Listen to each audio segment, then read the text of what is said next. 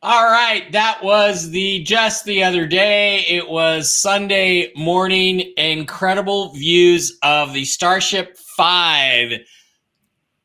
I don't even know how to describe it. Landing? I don't know. It came right back to the same gantry it was launched from. It got clamped up by the Mechazilla clamps they have there, and it was an extraordinary moment because the level of engineering and computer programming to get all of that shiz correct and actually be able to do that with a rocket booster is unbelievable. I mean, it was an unbelievable moment. I don't know. It's one of those things that it changes the future and you don't even maybe realize it, that it changes the future. Guys, everybody, welcome. This is a Toxically Masculine Tuesday with Real News Live. I'm your host, Mike Barrett in Las Vegas, Nevada. I am just drinking water because I'm going to be hanging out with Brooks Agnew this week. So I'm going to be going to be getting drunk then. You're coming to Vegas, right, Brooks? No, I'm not. You're not coming? I'm not coming. What happened? I'm too far behind on my house. Interest is eating me alive. So nobody that I like is coming now, except me. Steve, I got to get you and Blake out here because nobody else is coming that I like. Dang it. Anyway, I'm warming up for that. I'm drinking water. Brooks, how are you doing in North Carolina? What are you drinking tonight? I'm doing fine. It's been a great week, great weather, and I'm drinking hot coffee. Just trying to recaffeinate myself. Had a really good week. Got way caught up on the framing. We're ready to put plywood on the front of the roof now, so it's good. And you're skipping a weekend in Vegas. Yep. To work on the house. Yep. Well, let me just say you suck.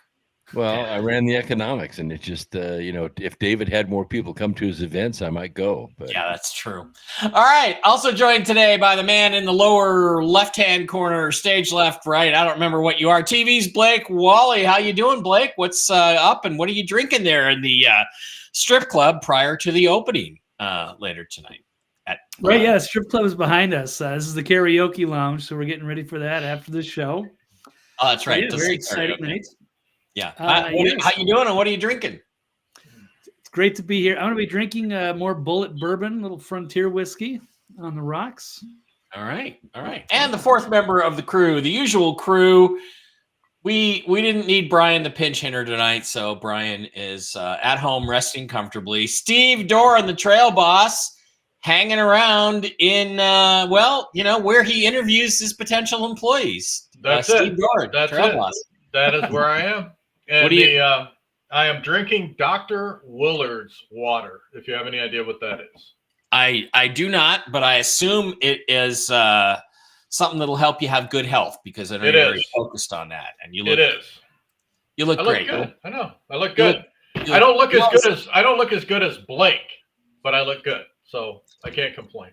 Yeah, I think Blake has definitely got it on all of us tonight. All right, so Brooks, I just want to talk about this. I just got to geek out on this. I mean, you got to give SpaceX an incredible amount of credit. They launched this whole Starship rocket, and if you don't know, there's the main booster, the heavy super heavy. Super heavy booster and the Starship. And they launched it all the way up. They got it all the way up. Every engine burned perfectly. I think that's the first time we've had no engine failures whatsoever. Stage separation. The Starship went and did a almost complete orbit, but not a complete orbit. And then they brought the booster back, a controlled descent. They navigated it back. I mean, you're talking about navigating it back to within, I don't know, 50 feet of where it launched from. And I don't even know how you do that. It's certainly nothing that could have been done back in the 60s. We went to Apollo. Now, the Starship itself did a controlled re-entry. It did a burn, and it splashed down in the ocean, after which it apparently exploded. So that's not good. And Brooks, I also saw there were some flames coming out of some areas on that super heavy booster where there shouldn't have been flames coming out. They were either getting some leaks through on some of the attitude control rockets or something else, but I think that's a relatively minor problem they can fix. But what did you think of this launch? I mean, didn't you think it was extraordinary? I got up early and watched it live, and I was just totally blown away from liftoff. The liftoff was absolutely flawless. Just to see something that tall, almost 400 feet tall, shoot up into the sky like that, and the blast on the ground went all the way to the beach from the launch pad. That's how far it went, like, I don't know, 1/8 of a mile. And it goes up, and 7 minutes and 2 seconds later, it's straight up and down in the chop, what they call the chopsticks. What an amazing feat. An absolute amazing feat. Not enough. There weren't any crosswinds to worry about. They didn't have to explode it up there. It got clearance. That's, I think, something like 30,000 feet. They cleared it to actually come back and land where it took off. And it just ran the program perfectly. And it came back and settled in the chopsticks. And the Starship, performed perfectly. Went up to like 143 kilometers. It went to almost a full orbit. And splashed down right where it was supposed to. There was a buoy there waiting for it. And, the rapid unscheduled disassembly was a little bit of a problem. That's engineering talk for an explosion, by the way. But, it was pretty amazing.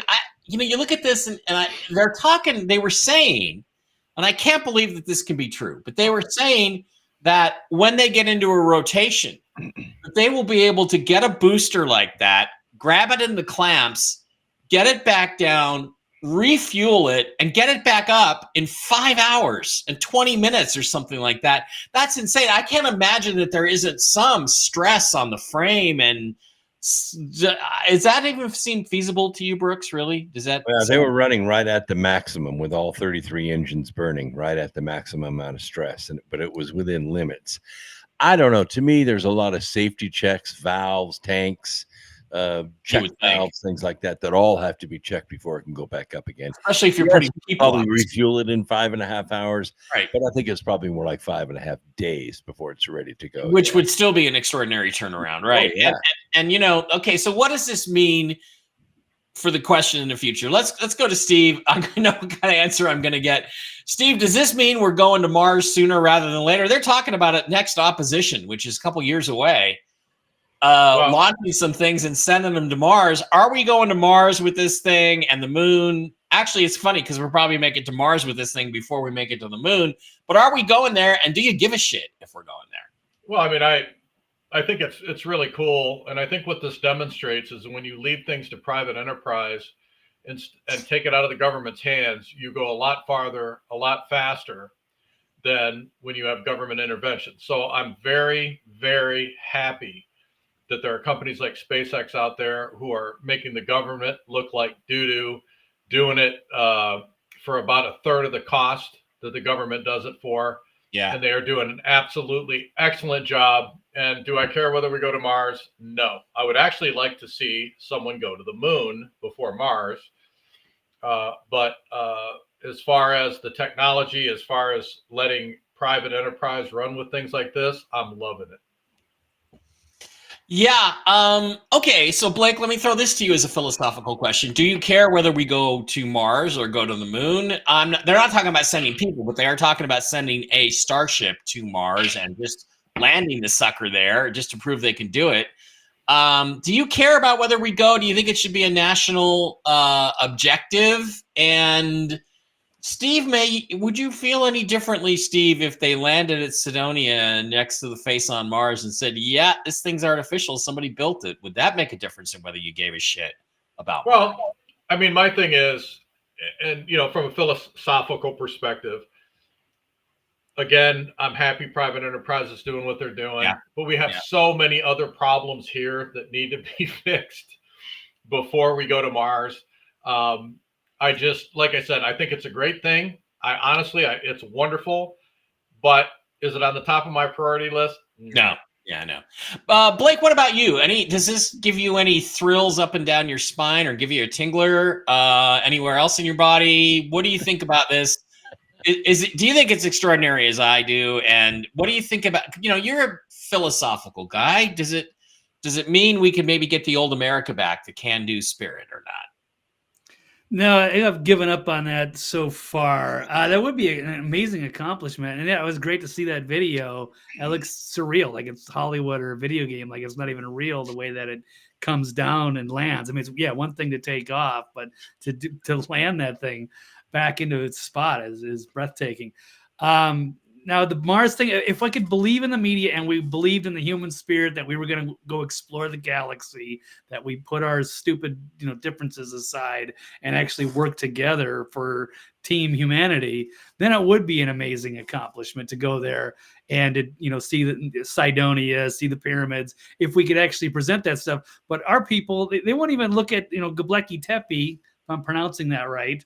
They have just zero curiosity about any of the amazing structures that are here on Earth. Like they're covering it all up. They don't care. They're obsessed with power and control. They're not looking to inspire us in any way.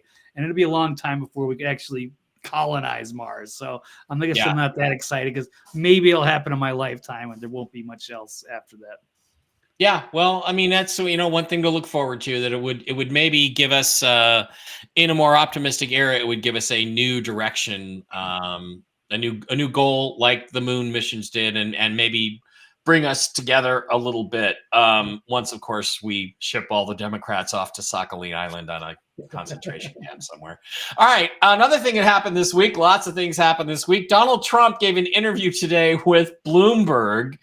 Some libtard guy from Bloomberg, and the guy kept trying to nail him down, and it was just absolutely hilarious watching Donald Trump just run circles around this guy, talking about the Federal Reserve, talking about tariffs, talking about lots of stuff. Let's just take a quick look at the Don and see how he did this.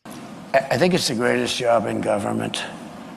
You show up to the office once a month, and you say, let's see, flip a coin. And everybody talks about you like you're a god. Oh, what will he do? I mean, before, the guy used to walk into my office, he was like begging. He was fine. But you did talk you talked about removing him once. I did, because he was keeping the rates too high. Yeah. And I was right. What does the Wall Street Journal know? They've been wrong about everything. So have you, by the way. You've been wrong about You're trying to turn this. You've been wrong about you're trying to turn this into debate. There are business people. But you're wrong. You've been wrong. You've been wrong all your life on this stuff. We're going to put tariffs on them, and they're going to do. And you know what they can do? The Mercedes-Benz will start building in the United States, and they have a little bit. But you know what they really are? Assembly, like in South Carolina. But they build everything in Germany, and then they assemble it here. They get away with murder because they say, oh, yes, we're building cars. They don't build cars. They take them out of a box and they assemble them. We could have our child do it. Tariffs also have another side. Isn't that something that you have to acknowledge? No. You could be plunging America into the biggest trade war since Smoot-Hawley. But there are no tariffs. You're going to stop. There are tariffs already at the moment. There are no tariffs. All you have to do is build your plant in the United States, and you don't have any tariffs. But people, a lot of places like. How about this? Gavin Newsom, he's the governor of California. Newsom. He signed Newsom, I call him. Yeah. But do you think? No, he corrected me. He corrected me. I said, that's the first time I've been corrected. There are CEOs out here. If they said those sort of things about a rival CEO, they'd be sacked. Do you think it's fine for a president? But they don't have to survive like me. They don't have to go through what I have to go through. There's never been a president that's been treated like me, so I have to fight my own way. Well, you made a. Okay, I think it's the greatest. so that was pretty good stuff. Just ripping on the Federal Reserve, ripping on, oh yeah, you show up once a month and they treat you like a god. Let's go to you, Steve. I don't know. I really liked watching Trump handle, just slam these guys and handle it to him. I think Don was on fire there, and you can't really argue much in terms of substance with what he said, can you? First of all, I love Donald Trump. I love the way that he responds. He is not a wimp. He would actually fit right into Totally Masculine Tuesday. There's no reason for him to take the abuse that he takes and not give any back. The other thing is everything he said was the truth. Those people have always been wrong. They basically are manipulated by their handlers, the people giving them the most amount of money. And he's absolutely right. Put the stiff tariffs on. You don't want tariffs? Build your plant in the United States. You want us to buy your goods? Build your plant in the United States. I am so sick and tired of companies and or for the American citizens subsidizing companies that all of their money goes back to their home country, and we see none of it. Yet we're paying for all of it. So I love the way that he does business. He is a businessman, and he is doing business on behalf of the United States, which is a good thing, instead of giving everything we have away to foreigners and foreign countries. Yeah, absolutely, and that's great, Blake. I used to be against tariffs, and then because I didn't understand them, and now I really do. And it's like, you'll get us into a trade war. Well, my answer to that is so we can build everything. Absolutely anything we need can be built right here in this country. We don't need anything from anybody else. We give them access to our markets if they play ball and pay their fair share, as Democrats always like to say. And when Trump put tariffs on countries, he raised billions. I mean, we have the biggest market on the planet by a mile. Yep. And, what are they going to do about it? We put tariffs on your products unless you build stuff here. What are we going to do about it? You employ Americans, pay them good wages, give them health care benefits. What do we need you for? Do you think that is a solid philosophy? And what do you think about the other things he said in a way defended himself? Yeah, I thought it was great that we've been outsourcing our labor, all these things. We should be self-sufficient in this country, and so it's time to kind of bring things back into balance. So he's absolutely right, and things were great when he was running the economy, and they don't want that. They want us dependent on other things while they ship all of our money and our jobs overseas. So I love it. It's refreshing that he tells it like it is, and these people don't deserve that kind of respect. Gavin Newsom, any of these people. That's kind of how we are in America. That's how we roll. We don't bow to the king anymore. We do things our own way, and these people deserve to be mocked. So yes, he's the people's champion. He is the American hero. Yeah, well, and Brooks, isn't that really why his critics hate him so much? Because he mocks them the way Rush Limbaugh used to mock liberals. Not only are they stupid, this is how stupid they are, and I'm going to make fun of them. Isn't that really what makes him unique as a politician? Well, first of all, he's the only politician that, at least Republican, if you slap him, he'll break your jaw. Yeah. And really, no Republican has ever fought back. But think about it for a second. What the hell's a trade war? Oh, okay, so we're going to tariff Chinese goods when they come into this country. Oh, no, don't do that, because China will tariff our stuff. Well, they already tariff our stuff. Like, you don't see American cars for sale in China at all. Nope. Why? Nope. There's a 21% tariff on them. No one will buy them. They can't afford them. Yeah, exactly right.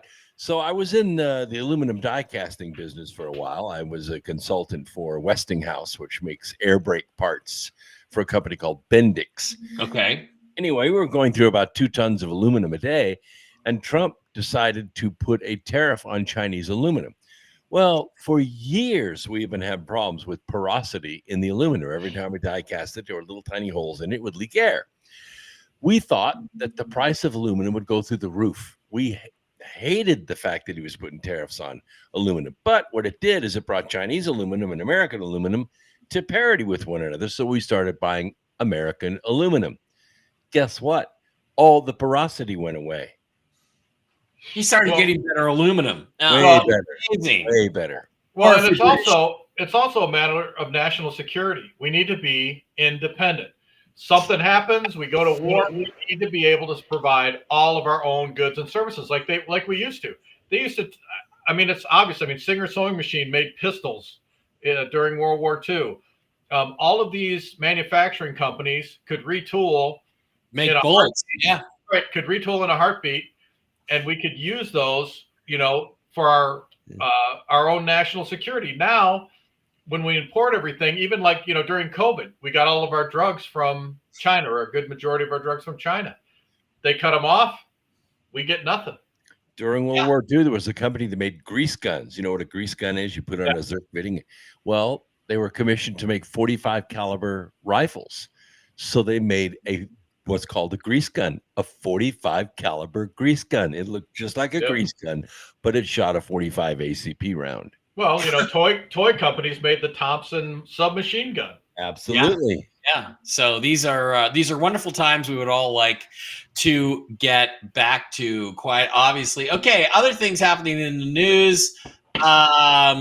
The poly markets, which are actually, they're simply a betting market where people bet on who they think is going to win the presidential election, have taken off. And as somebody pointed out, they have actually, the spread is now wider than Kamala's legs. And, it's 58% to 42% now betting that Donald Trump is going to win the election. And Kamala Harris, the wheels are kind of coming off of the Kamala Harris campaign. There are a lot of things going on. And what she decided to do is go on Fox News and do an interview with Bret Baier. Now, why would she pick Bret Baier? Well, Bret Baier, if you remember, is the pussy ass simp who called Arizona for Joe Biden in 2020. And by the way, if you remember, I don't know if you remember, but when I was doing the show before this with Blake and another person who shall remain nameless, because if you speak his name, it calls him.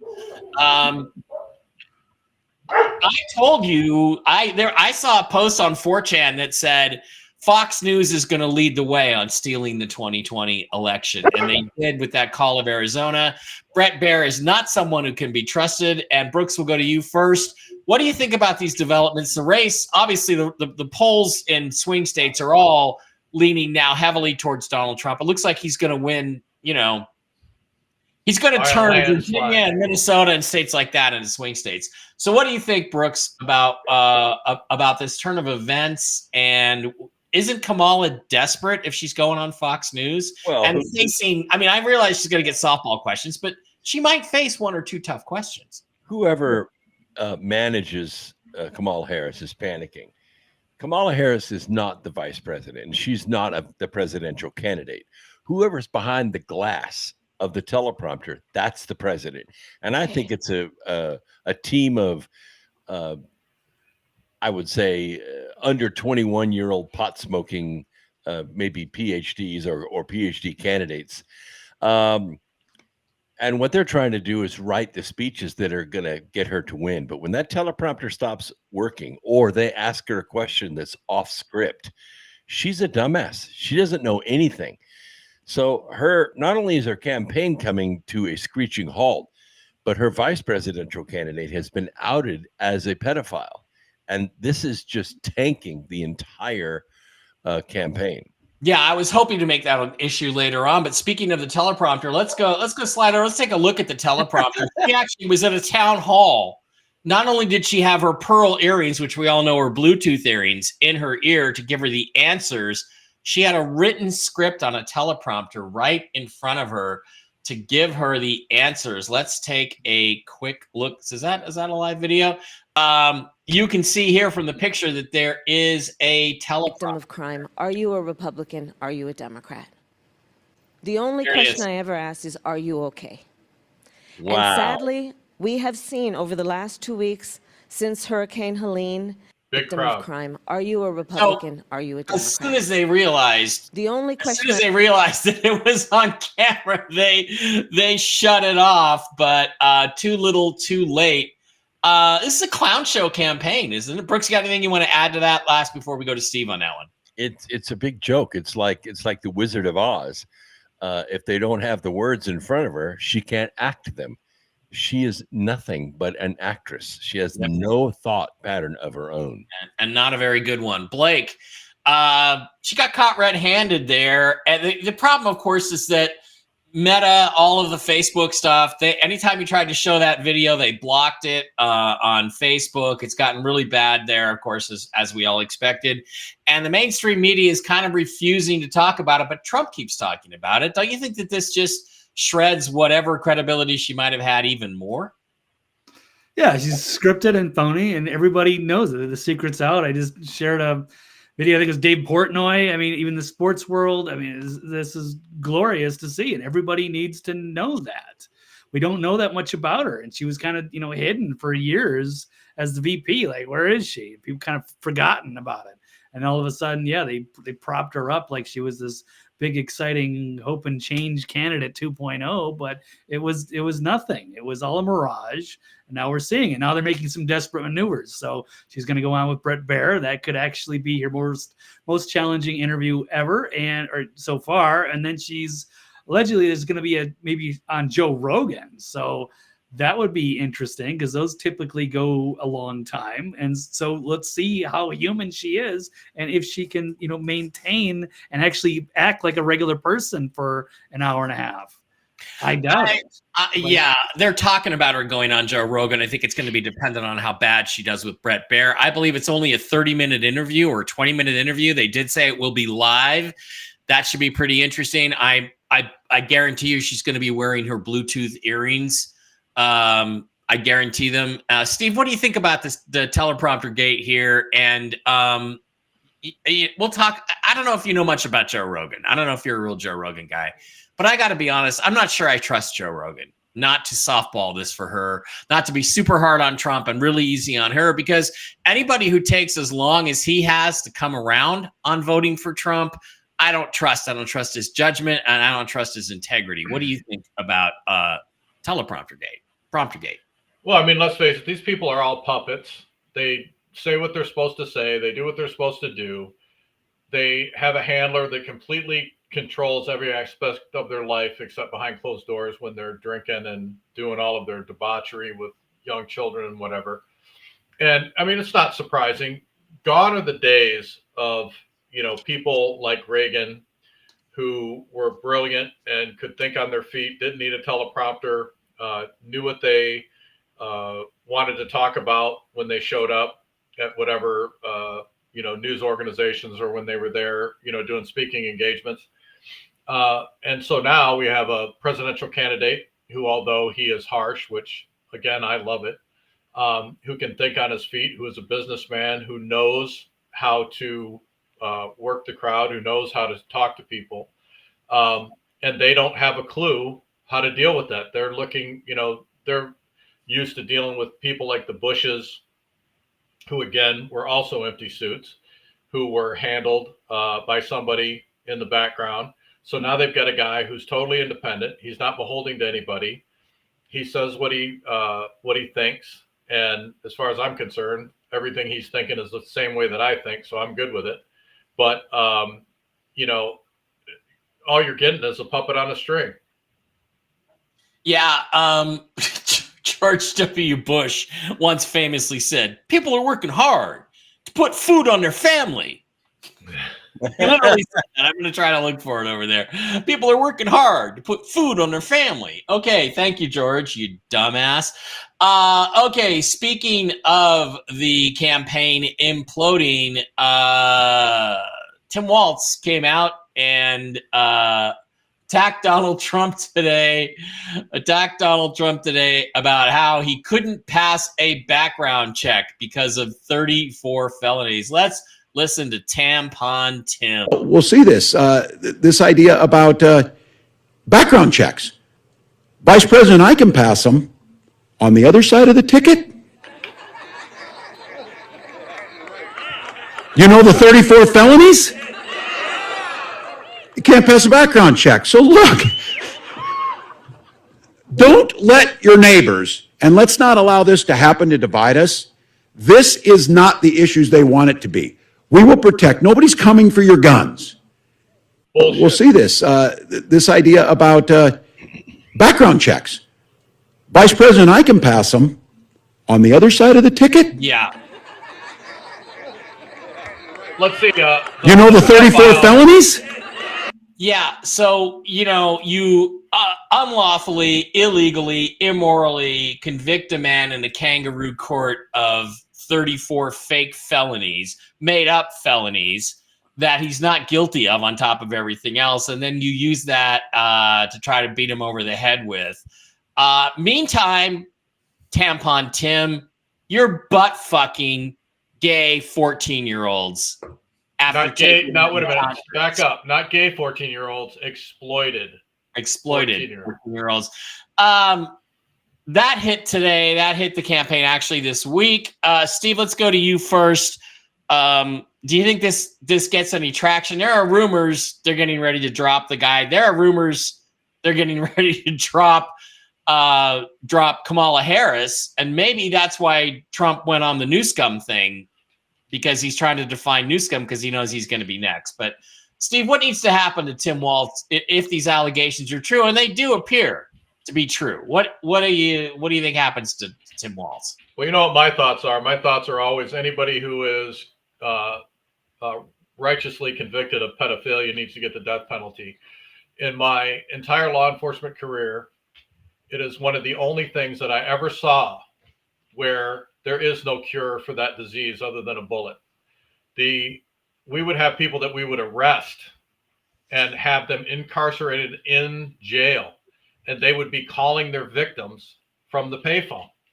And as soon as they were let out, as soon as they were put on bond, they would go right back to surveilling schools, masturbating in their car outside of public schools when the little kids were out in recess and those types of things. If he is in fact convicted, again, if Steve were king, he would get the death penalty. It'd be all over for him.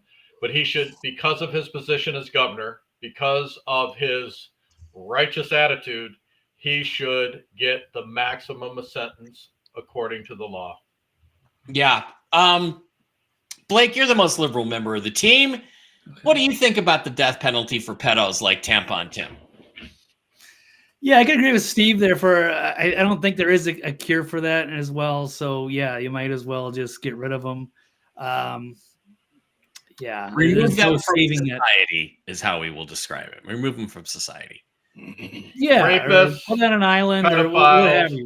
Yeah, they should not be walking amongst us. They should not have another chance to be out there. I believe in rehab and everything, but yeah, they might just be wired incorrectly and they need to go. There's speaking of that whole thing, there's no community notes that I've seen so far. I know it's sort of rumors, but there is something to it. And yeah, while he was a teacher in Nebraska and he went on these trips to China, and he had these, young students with him, and then there was like a wipe of his records. So something happened, and I think they probably knew about this, but maybe that's what they like, is they like somebody who's compromised because they can pull his puppet strings and get him to do whatever he wants. He'll get the power, and they'll use that against him. But now with the media and one of these students or whoever whistleblowing, now this thing is coming unraveled, and we're starting to see, what we've already known for a long time. That's how they compromise and blackmail so many of our high-level politicians, and that's how things. Well, I mean, that's one of the reasons behind the Bohemian Grove. They get them mixed up and video or photograph them and film them involved in despicable homosexual and other types of acts, and then for the rest of their career, they're beholden to that individual. Yeah, and that's what Epstein was all about. And still not one name off the Epstein Island client list. Why is that, Christopher Wray, director of the FBI? Brooks, what are your thoughts? Oh, and by the way, bringing that up, the same guy who handled Epstein is now handling the case for Diddy. So let's see what happens there. It'll go nowhere, just like the Diddy case went nowhere.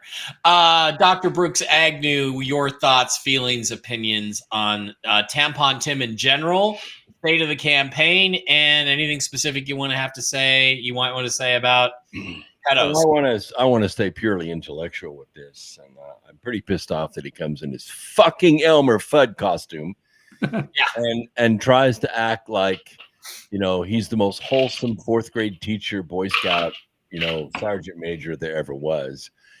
This guy needs to be put in front of a firing squad as an example, and whoever is handling him, whoever owns him, they need to find them as well, and they need to put them away for life. This process of taking these compromised fools and elevating them to this position, it has to end. It has to end. Okay, guys, I gotta be honest. I don't have a lot more to talk about tonight. Are there any issues you want to bring up? I mean, it's kind of quiet out there on the Western Front, and there's one thing. Looks like somebody's getting a delivery for dinner there. But yeah, any other particular thoughts, impressions? I mean, economically, people are still struggling. Anything, Blake? Can you tell us anything more about, or Brooks, about the North Carolina cleanup and what's going on there? Are they people getting the help that they need? Yeah, the weather has been absolutely fabulous out here ever since the hurricane, because we have actually had a high pressure system over us while Milton was brewing. And the Hillbilly Air Force and all the hillbilly backhoe drivers have been doing a fantastic job putting things back together again. Now, some of the places, the riverbank is too much washed out, and they can't put the road together. I-40, I-26, the Blue Ridge Parkway may never reopen again. The mountain upon which it sat washed away. So they'd have to do and there's just no commerce up there except for tourism. So this place was the most beautiful set of switchbacks you ever saw through the mountains. And this time of year is the top, motorcycle riding time for the Blue Ridge Parkway. But other than that, there's no commerce for that road. So they may never rebuild it. It may never be done again. Other than that, things are getting back to normal, but they're still going to try to whitewash the body count. I think the body count's well over 10,000, maybe 15,000, and we may never know, because the truth may never come out. The other thing I wanted to add was that Lavrov has been active the last week or so, and there have been drones caught 17 days in a row flying over Langley Air Force Base and the Pentagon, and they can't stop it. Yeah, they can't shoot them down. They don't know who's running them. One of them was 20 feet long. We're not talking about little drones. We're talking about, mini Predator drones. Yeah, that's the size of a Predator. That's a good size. Yeah, that's a good size craft. And if it can carry some hardware on it, like the same missiles that took out Haifa this last week, we have a serious problem. We have assets in the air that our defense system can do nothing about. Yeah.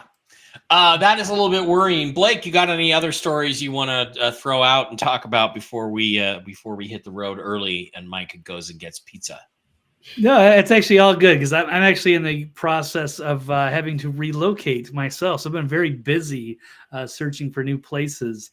But speaking of places, I was in North Carolina, Virginia, Tennessee last week, checking out some of this stuff. Yeah, they are definitely underreporting the deaths. They are not going to rebuild a lot of these smaller towns.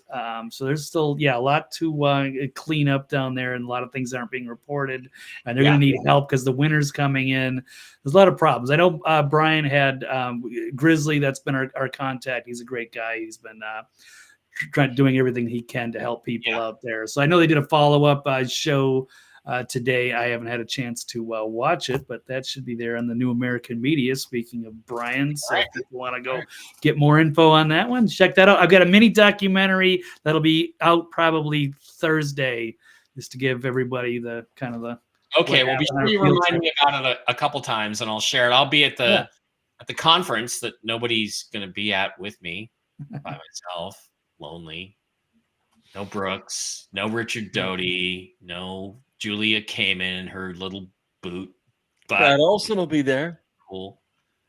Yeah, Brad, pregnant Brad. 7 months Brad is what we call him. Third trimester Brad. That's our nickname for Brad, because he looks good in his Mercedes Benz, though. Yeah, Well, you know what? I gotta pull some money together and go buy this event from Dave and get some people to show up next year. Steve Doran, any issues, final thoughts, anything you have you'd like to add to the mix tonight before we call it an early night?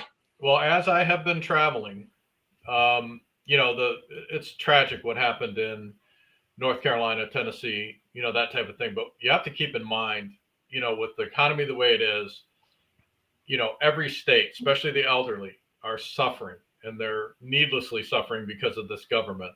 So, I just say that if you have friends and neighbors who are elderly, make sure you're checking on them, make sure you're doing everything you can to help.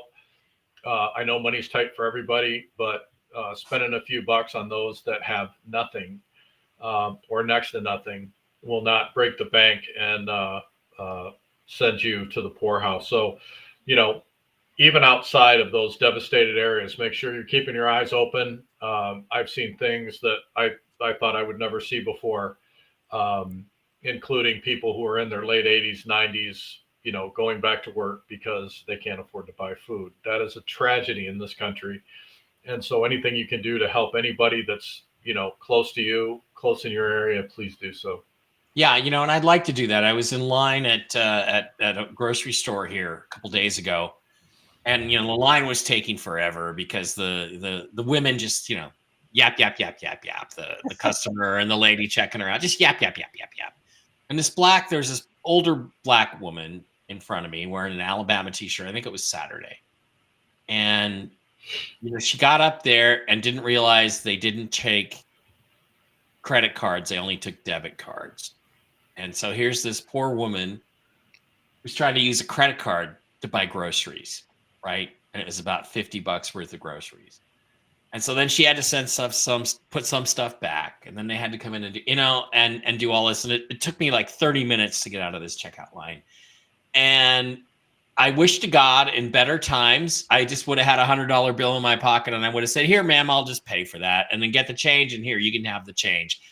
And Americans can't even do that for each other now because nobody has any money. And events like this weekend, it's hard to sell UFO conference because nobody has any money to have a vacation. So we are in a difficult time and times that we should not have ever seen in America. But frankly, folks, that's what you get when you vote for Democrats. So don't ever vote for another Democrat again. Ever. Even for dog catcher, not even for dog catcher. By the way, Steve, that's quite a refrigerator you got there in the background. That's a big one. Yeah, there's another big one right across from it that's 3 times that size. There's a way you're staying with Steve Doran. You open up the utensil drawer, you open up the drawer to get a knife, and it's like, whoa, hey, I don't need a knife. I have a revolver. All right, guys. Thanks for being here. Short show, but just not a lot of dramatic news happening right now, which is kind of unusual. 2 weeks ago, we had the vice presidential debate. Last week, we had catching up from the hurricanes. We had a quiet night tonight. Let's keep it that way. We had the assassination attempt that never was. Yeah. We're talking about the guy who was caught at the checkpoint, and now they're saying that all he wanted to do was get VIP seats. He had no intention of harming anyone. That guy. Who doesn't have a gun in their truck? I mean, come on. Yeah, exactly. And he had guns in his trunk, and Mindy Robbins. No ID, no real ID. Yeah, but Mindy Robinson's like, well, this is my friend, and it's like, okay, I'm just going to tell you, Mindy Robinson is a dingbat. Okay, she has great tits, but she's a dingbat. She doesn't believe that we landed on the moon. She blocked me because I politely corrected all of her stupid crap. She's not very smart. So if she's in business with this guy, I'd say be suspicious of this guy, but we'll have to wait and see. Very interesting situation out there. And maybe next week we'll comment on that. Okay, guys, I have the show tomorrow. It doesn't look like Jen is going to be joining me.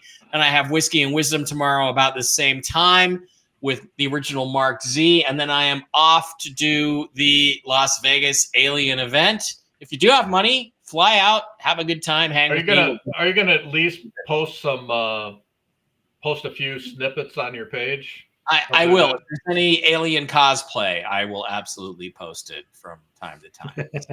Well, no, I mean, one of the things, anybody who hasn't seen Mike speak live is really missing an event. He's phenomenal. I mean, he and I don't agree on everything, and that's a fact.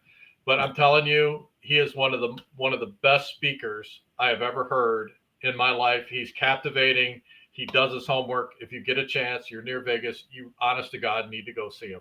We're going to show you videos of things that aren't UFOs, and then we're going to show you videos of things that are UFOs. The only question is, are they ours or theirs? We'll find out. All right, guys, have a great one. I'll see you next Tuesday night. I absolutely imagine that things are going to intensify. We're in a quiet period now. We just got through the hurricanes and stuff. I expect things to intensify because as Trump's lead grows, they will get more and more desperate to take him down. No doubt about it. I pray it doesn't get mushroom cloud desperate. Yeah, especially when he's here in Vegas for a rally. That would suck. All right.